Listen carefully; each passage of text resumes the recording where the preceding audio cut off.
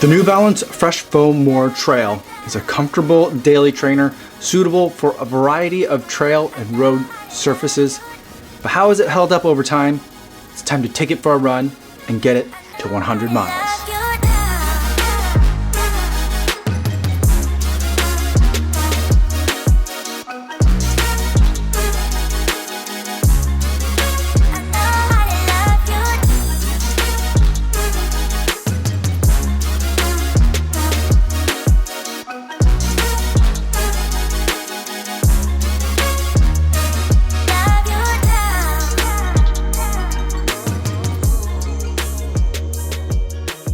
6.51 miles, 90 minutes, 24 seconds per hour, 145 beats per minute today.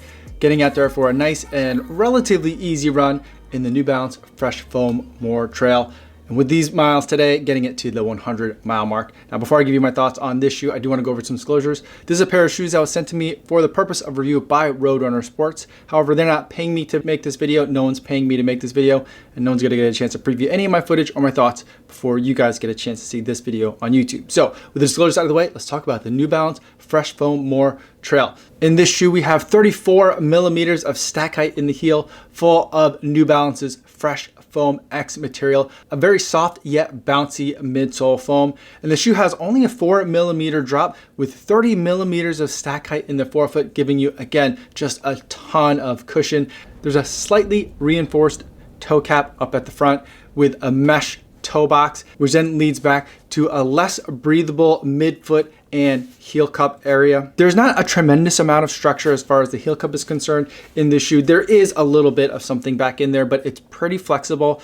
The main kind of support feature that I see in this shoe is the flare of this Fresh Foam More material coming up over what would be like the bottom of your heel, kind of cupping that heel in a way and making sure that it's not sliding around. Moving towards the outsole of the shoe, we have almost full rubber coverage with a couple of grooves cut into the forefoot to aid in some flexibility. And you've got some decently thick and nubby lugs.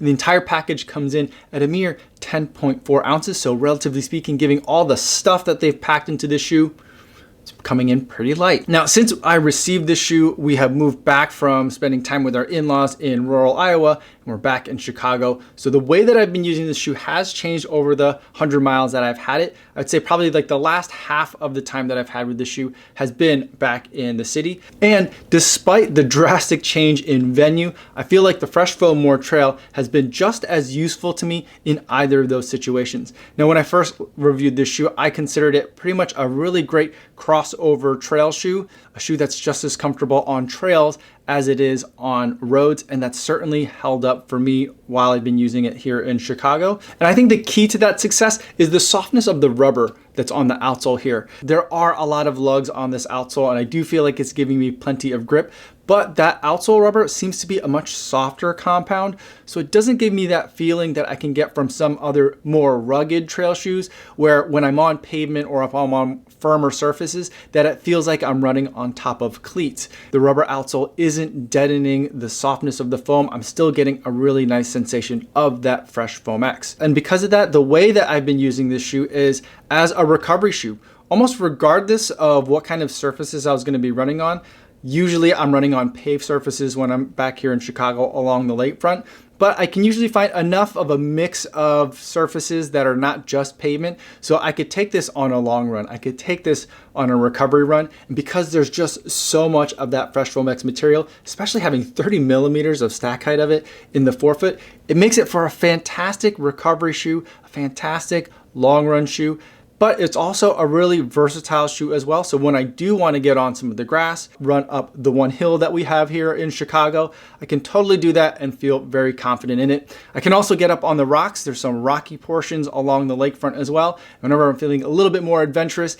And I would say that one of my earlier concerns about this shoe, that the low cut of the ankle might lead to some instability, I didn't experience any problems at all. I felt quite sure-footed, even though the terrain along those rocks can get quite varied. And even when those rocks were wet and slippery, I did feel like this rubber outsole still did a pretty good job. Now, reading the comments from the first run video that I made on this shoe and just seeing what other people have been saying about this shoe online, people have been complaining that the outsole just isn't grippy enough.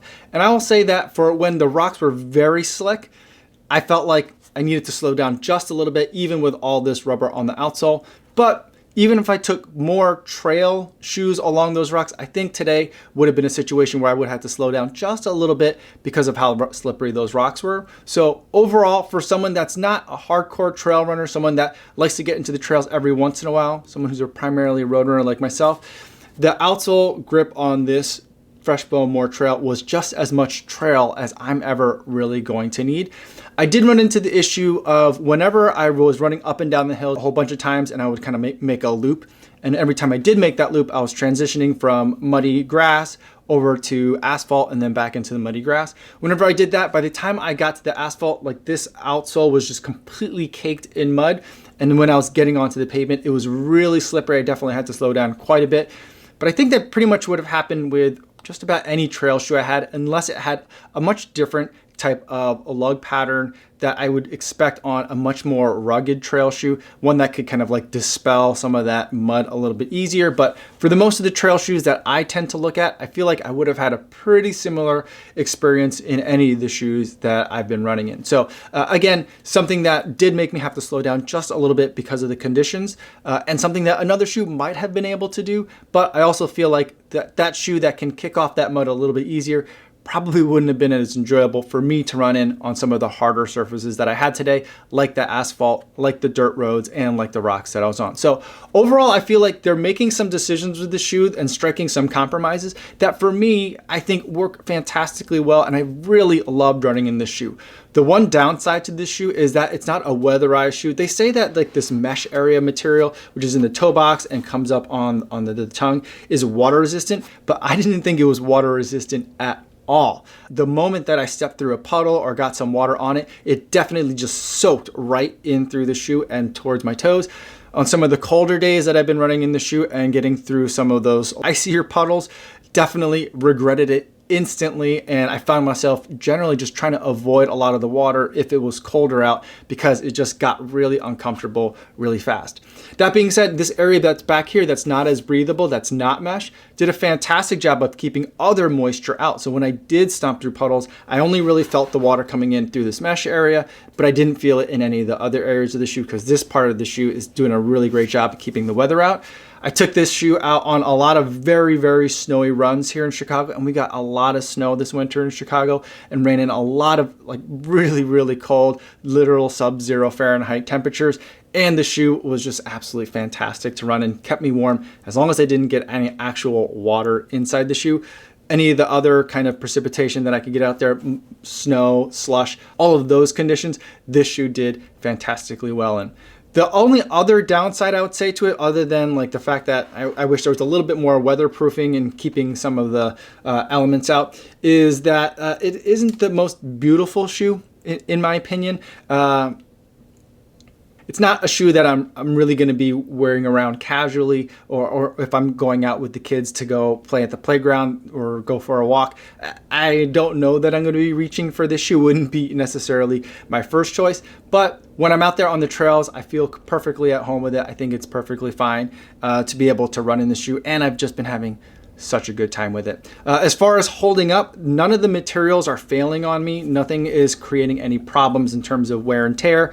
Some people have mentioned that this little spot over here where there's a little extra stitching has caused them some problems. I've kind of like tried to feel for that, like reaching inside the shoe or like wiggling my toes a little bit. And I think I know what people are talking about, but it was never an issue for me and not with the socks that I had. So no problems in terms of comfort and construction. Going to the outsole, I am seeing a little bit of wear. I think probably appropriate for a 100-mile shoe.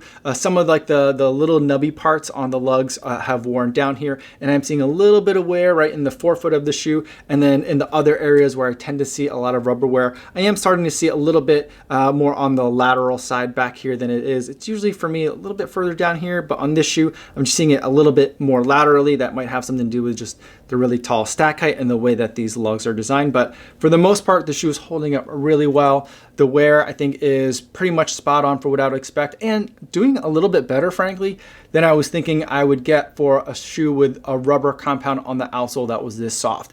overall, I think this has been a very fun shoe to run in, a great crossover trail shoe, or a shoe that's just generally really good for your long run days. I think the best way to use this shoe is if you've got some light rolling trails that you can run in and you just want to get out there for a long run or for that recovery run. You're just gonna have a lot of fun in the shoe. Let me know in the comments below if you have any questions about the shoe, or better yet, feel free to stop by the live stream that I do just about every day on YouTube, 3 p.m. Central Time. You can always ask me anything you like there. That's all I have for today, everybody. Thanks so much for making it all the way to the end of the video. Hopefully you guys are staying safe out there on your runs, and I'll see you in the next one. Yo, what's going on?